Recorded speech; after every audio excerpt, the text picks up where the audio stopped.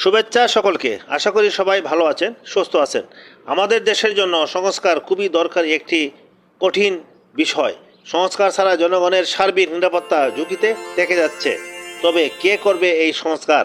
সারা গায়ে ব্যথা, ঔষধ লাগাবো কোথা, এমন একটি বিষয়ে দাঁড়িয়েছে আমাদের দেশের সংস্কার। সংস্কার, সংস্কার, সংস্কার।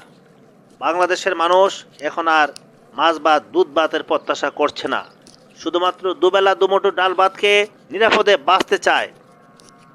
জনগণ চায় খাদ্য নিরাপত্তা, জীবনের নিরাপত্তা, ইজ্জতের নিরাপত্তা। কে দিবে সেই নিরাপত্তা? গদি বড়ই মজা, বসলে কারো ছাড়তে মনে চায় না। পরমত সহিংস হওয়া বড়ই কঠিন, লঙ্কায় যে যায় সেই রাবণ। এখানেই হোক সংস্কার। আসুন, আসুন, আমরা সবাই নিজেকে সংস্কার করি, নিজেকে দুর্নীতিমুক্ত করি, নিজেকে সবার জন্য উদার করি। আমরা সবাই সবার জন্য